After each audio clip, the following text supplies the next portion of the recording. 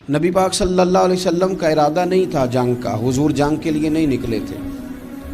قریش اس طرح کرتے تھے کہ مسلمانوں کے قافلے لوٹ لیتے تھے، لوٹ مار کرتے کرتے مدینے کی سرحد تک وہ آ جایا کرتے تھے۔ ایک قافلہ ابو سفیان لے کے جا رہے تھے تجارت کے لیے، تو اس میں سارے کافروں کا مال شامل تھا۔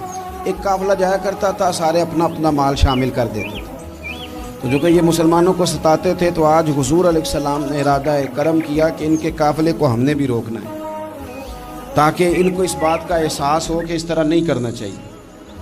اس قافلے کے لیے نبی پاک صلی اللہ تعالی علیہ وسلم نکلے، جنگ کا تو ارادہ نہیں تھا۔ 313 لوگ حضور کے ساتھ تھے، اور سواریوں کی تعداد اس طرح کی تھی کہ بعض اوقات ایک ایک سواری پر 3 لوگ سوار تھے، 2 آدمی سوار ہوتے تھے، تیسرا پیدل چلتا تھا۔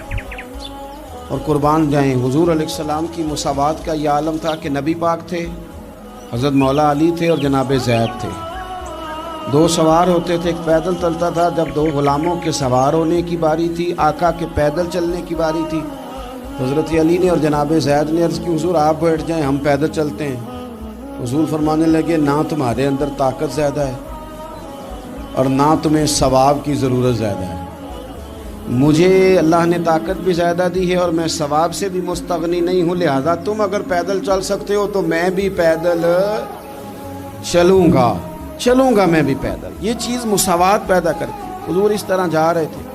ابو سفیان بڑے تیز آدمی تھے، جب پتہ چلا نا کہ مسلمان حملے کے ارادے سے آ رہے ہیں، تو ایک بندہ جلدی سے دوڑایا، مکے جا کے بتاؤ تم سب کا مال میرے پاس ہے۔ تو مسلمانوں نے حملہ کر دیا۔ خود اس طرح کیا کہ جس رستے سے وہ جا رہے تھے وہ رستہ بدل کے رستہ کوئی اور اختیار کر لیا۔ قافلہ بھی بچ کے نکل گیا۔ اہل عرب کا طریقہ تھا ایمرجنسی اعلان کرنے کا، ہمارے ہاں بھی طریقہ ہے، بریکنگ نیوز ہے نا جی، چور آ گیا، پھر وہ کئی دفعہ صحیح بھی آتا ہے تو لوگ یقین نہیں کرتے۔ ہر شے کی تو بریکنگ نیوز ہے، اور کھولیں تو بیچ میں سے کچھ بھی نہیں نکلتا، نیری نیوز بھی نہیں نکلتی، بریکنگ کیا نکلنی ہوتی۔ اس لیے میں کہتا ہوں کہ میڈیا کی ہر بات کو تسلیم نہ کر لیا کریں، سوشل میڈیا پہ چلنے والی ہر خبر کو نہ مان لیا کریں۔ یہاں تو اتنا عجیب حال ہے، ہمارے ایک بزرگ عالم دین ہے، بیچارے پچھلے دنوں وضاحت دے رہے تھے، خود بیٹھ کے کہہ رہے تھے وہ میں زندہ ہوں بھائی، کسی نے میڈیا پہ خبر دے دی کہ میں فوت ہو گیا ہوں۔ وہ کہہ رہے تھے مہربانی کرو مجھے سونے دو، سارا دن ٹیلی فون آتے ہیں اور لوگ مجھے ہی فون کر کے میری ہی تعزیت کا پوچھنے لگ جاتے ہیں۔ تو اس طرح نہ کریں، کیا صرف تھوڑا سا میڈیا چلانے کے لیے جھوٹ بولا جائے گا؟ بہرحال انہوں نے جو بندہ بھیجا تو بریکنگ نیوز کا وہاں بھی ایک طریقہ تھا، اونٹ کے کان ناک کاٹ دیتے تھے، اپنے کپڑے پھاڑ لیتے تھے۔ اب اونٹ بڑے زور سے چلاتا تھا، جب اس کا ناک کٹ جاتا تھا، اونٹ چلاتا تو لوگ گھروں سے نکل آتے۔ اب وہ جو بندہ ابو سفیان نے بھیجا تھا، اس نے جا کے اپنے اونٹ کے ناک کان کاٹ دیے، لوگ دوڑے باہر نکلے، پوچھا کیا ہوا، تو اس نے کہا نکلو تمہارا تو مال سارا لوٹنے لگے مسلمان۔ وہ ابو سفیان بچ کے نکل گئے تھے، انہوں نے پیغام بھی دیا کہ میں بچ کے آ گیا ہوں، اب آنے کی ضرورت نہیں۔ لیکن انسان کو جو چیز سب سے زیادہ پستی میں لے جاتی ہے وہ اس کا تکبر ہوتا ہے۔ تو مینوں جانتا ہی نہیں، تجھے میرا پتہ ہی نہیں، کہ لے ڈوبتی ہے چیز لوگوں۔ انہیں بھی لے ڈوبی، انہوں نے کہا جی اب نہیں واپس جانا، اب چلو۔ 1000 کا لشکر، گانے بجانے والی عورتیں ساتھ، شراب کے مٹکے ساتھ، 10 اونٹ روز ذبح ہو رہے ہیں، سردار دعوتیں پکا رہے ہیں، گوشت بھونا جا رہا ہے۔ بدر میں پہنچ گئے، مسلمان بھی 313 پہنچ گئے۔ یہ ساری رات شرابیں پیتے، وہ ساری رات سجدے کرتے، یہ نعت گانے سرور کی محفلیں سجتی اور وہ رسول پاک کی تقریر سنتے، حضور کے خطبات سے فیض یاب ہوتے۔ عمیر بن وہب کو بھیجا ابو جہل نے کہا پتہ کر کے آؤ بندے کتنے، اس نے جا کے کہا کہ 312 313 310 اتنے۔ کہنے لگا جنگ کیا کرنی ہے، ان کو سویرے اونٹوں کی پشتوں پہ باندھ کے لے جائیں گے، مکے جا کے دیکھیں گے کیا کرنا ہے۔ یہ تکبر ہے نا۔ تو عمیر بن وہب کہنے لگا ہیں 312 ہیں 313، میرے اندازے میں 310، لیکن ایک کا بھی واپس جانے کا ارادہ کوئی نہیں۔ میں نے جس کو بھی دیکھا ہے شہادت کی دعا مانگتے دیکھا ہے، ارادہ بڑا پکا لے کے آئے، شہادت ہے مطلوب و مقصود مومن، نہ مال غنیمت نہ کشور کشائی، نبی پاک صلی اللہ علیہ وسلم نے جب دیکھا نا کہ وہ تو جنگ کے لیے آن پہنچے ہیں اور ارادہ تو قافلے کا تھا، تو حضور نے صحابہ سے مشورہ کیا۔ نبی پاک علیہ الصلوۃ والسلام نے ہمیں بتایا ہے کہ چیزیں مسلط نہ کرو، ہم نہ اپنا مسلط کرتے ہیں۔ یعنی تراویح پڑھنے والا بندہ دوسروں کو بڑا گھورتا ہے کہ تو کیوں نہیں پڑھتا، بھئی تو پڑھ رہا ہے نا تو اللہ سے دعا کر یہ بھی پڑھے، لیکن اپنا مسلط نہ کر، دعوت دے، تبلیغ کر۔ نفل پڑھنے والا سب کو گناہ گار ہی سمجھنے لگ جاتا ہے، عصر کی پہلی 4 سنتے تو کیوں نہیں پڑھتا، تو کیوں؟ بھئی آپ مسلط کریں گے، آپ رائے دیں، اور رائے دے کے سائڈ پہ ہو گئے۔ مسلط کرنے کی تو اجازت نہیں، حضور کا تو حکم چل سکتا ہے نا، چلتا ہے نا، لیکن حضور نے بھی صحابہ سے پوچھا بھائی وہ تو لڑنے آ گئے ہیں، اب کیا کرنا ہے؟ تو حضرت صدیق اکبر کہنے لگے حضور کرنا وہ ہے جو آپ نے فرمانا ہے۔ حضرت عمر کہنے لگے حضور تلواروں کو تو زنگ لگ گیا ہے۔ اور جناب علی شیر خدا مرتضیٰ مشکل کشا غل عطا، مولا کائنات فرمانے لگے حضور علی اور تلوار یہ تو رشتہ ہی بڑا پرانا ہے، تیاری کریں۔ حضور کا خیال تھا کہ انصار بھی تو بولے نا، یہ تو سب مہاجرین بول رہے ہیں۔ انصار کو جب سمجھ آئی نا کہ اشارہ ہماری طرف ہے تو حضرت سعد بن عبادہ اٹھے، کہنے لگے حضور آپ کا اشارہ ہماری جانب ہے؟ فرمایا ہاں۔ کہا یا رسول اللہ صلی اللہ علیہ وسلم خشکی پہ بھی لڑیں گے اور دریا میں بھی لڑیں گے، حضور انسانوں سے بھی لڑیں گے اور آپ حکم دیں گے تو جنوں سے بھی لڑیں گے۔ وہ بیٹھے تو حضرت مقداد اٹھے اور کمال کر دی، کہنے لگے یا رسول اللہ آپ ہم سے ارادہ پوچھ رہے ہیں؟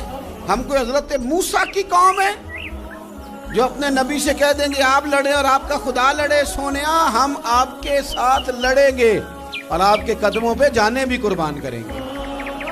نبی کا حکم ہو تو کود جائیں ہم سمندر میں، اور جہاں کو محو کر دے نعرہ اللہ اکبر میں۔ نہتے 313 بشر شوق شہادت میں، نکل آئے تھے میدان میں محمد کی قیادت میں۔